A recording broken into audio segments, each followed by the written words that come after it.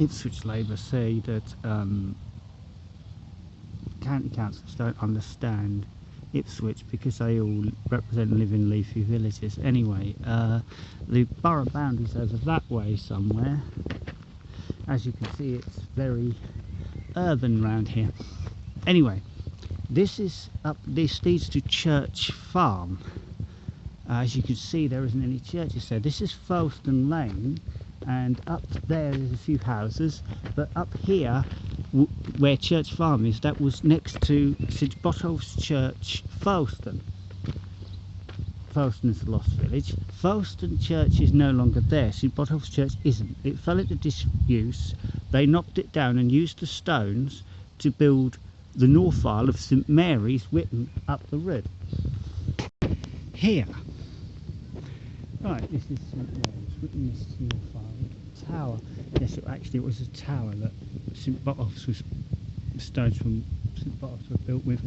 But because part of St Botolph's is here, if you look at the full name of the church,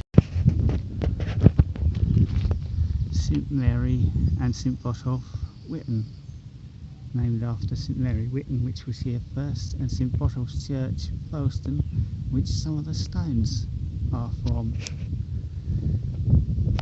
Whitton is also a lost village. It's part of Ipswich now. And this is the main village street, what was before Whitton became part of Ipswich. There's a farmhouse over the road, and there's a pub behind me. And sometimes when there isn't much traffic, it still feels like a village round here, when actually you're in the borough of Ipswich still. It's really quite bizarre sometimes.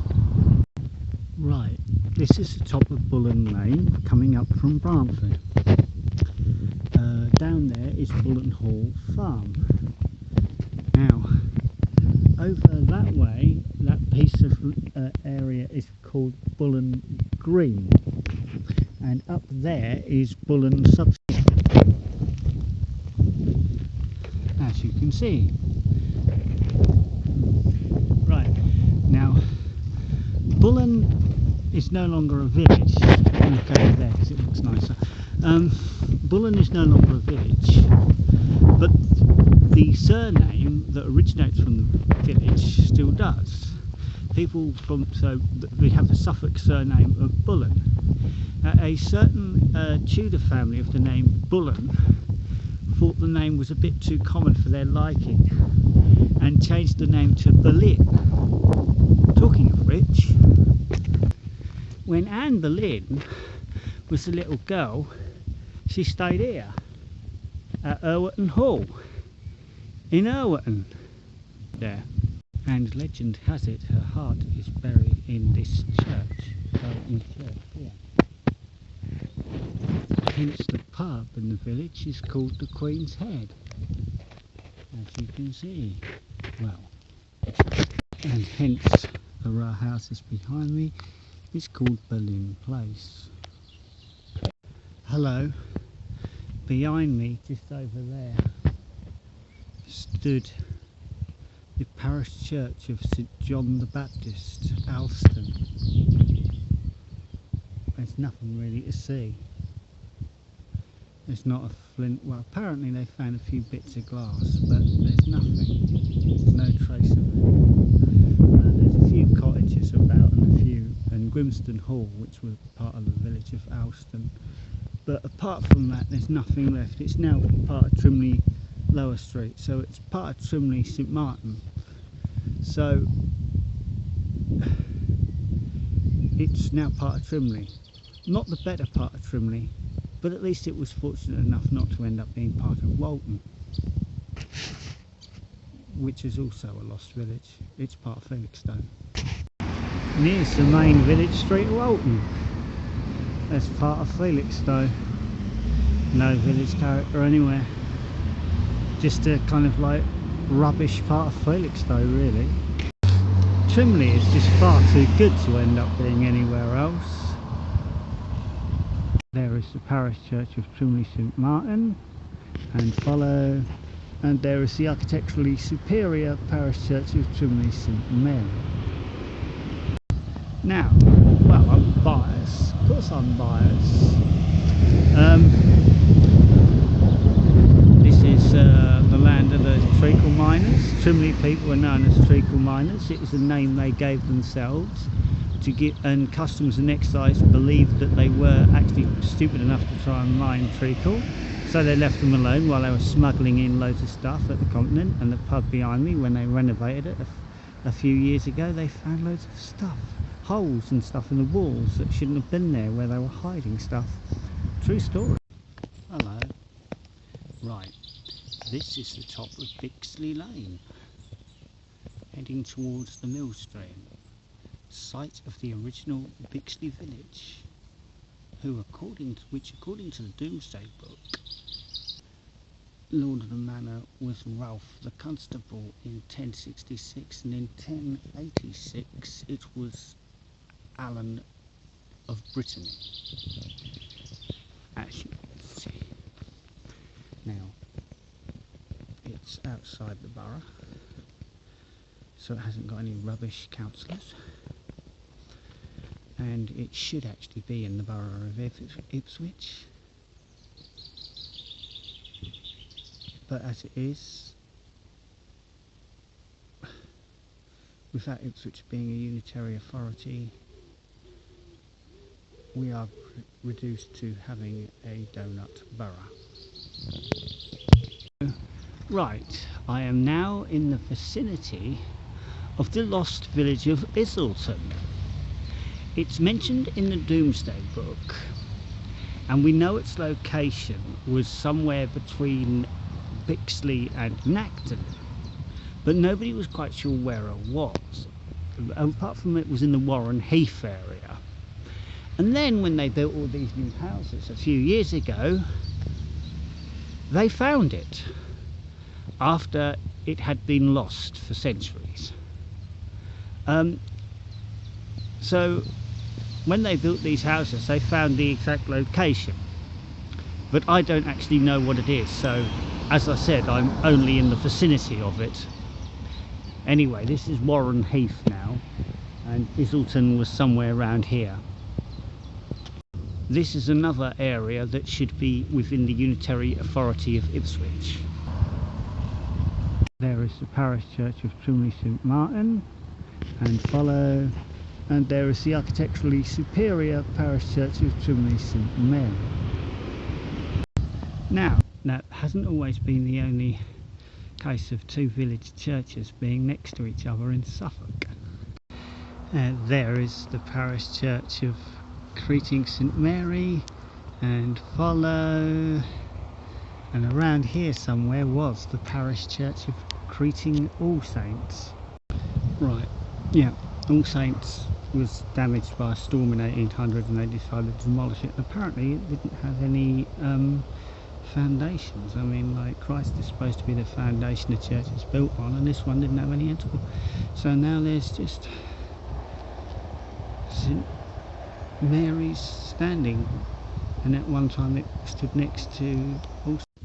Right, I am now on the site of the lost church of Creting St Olaf, named after St Olaf, King of Norway, who helped King Ethelred fight the Danes in East Anglia. He also went to Norway and with a number of Anglo-Saxon missionaries to convert Norway to Christianity. And anyway, this church that was here, well, there's nothing here now, was dedicated to him. Right, okay, this is Loudham Lane, leading up from Lower Ufford, and up here is Loudham Road, leading from Petterstree. So as this is the junction of Loudham Lane and Loudham Road, we must be in Loudham now. As you can see, there ain't a lot here. Now, down the road here, right, is Loudham Hall. And what we seem to have here is a classic case of encroachment, where the lord of the manor looks out of his window looks at the beautiful Suffolk countryside. Well, you can see it over there. Obviously they've screened the A12 here with these trees, so obviously it isn't like it was at the time. And he would have thought, wouldn't it look nice? And then his wife would have thought, well, it would look nicer, George, if those ghastly village wasn't there. So basically he would have had the village demolished and made people homeless, and this looks like it's a classic case of it, because, well, apart from the hall down the road here, there's absolutely nothing left. Oh, well, there's Ash Abbey over here, but it looks like the Encroachment to me. Right, yeah. Now, Loudon, according to the Domesday Book, had 70 households and a church. Anyway, as you can see, I'm no longer here. This is a riverside view. And alright, I'm in Melton now. Well, by the Demon in Melton. Well, am I? Yeah, just. Anyway, the other side of the river is Who. Now, we know Sutton Hoo. Apparently, that was actually a village on its own at one time. And further down the river, down that way, the other side of the river, was Little Cress.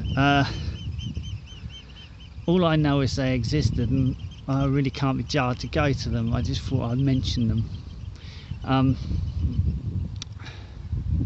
Somewhere between Martlesham and Waldenfield, that way, was Barkston as well.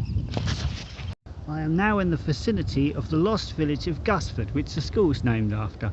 Obviously it's nearer the brook, but it's just over there. Anyway, this is Kilmeadow. Now,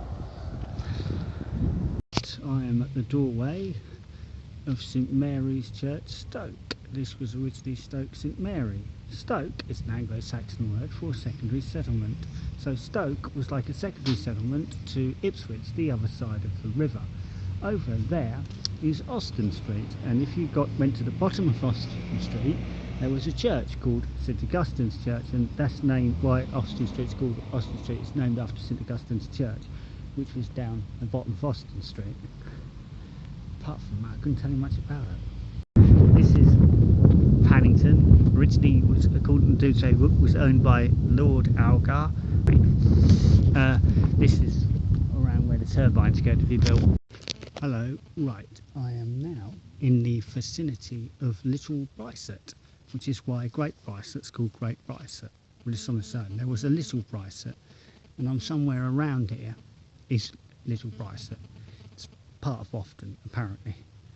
I can't tell you anything else about it apart from the fact it doesn't exist anymore, but I'm here anyway.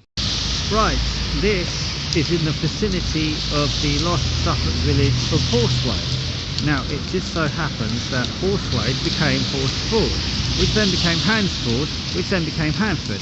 Hence Hanford Road, Hanford Bridge, Hanford Hall School, named after what was originally called Horsewade.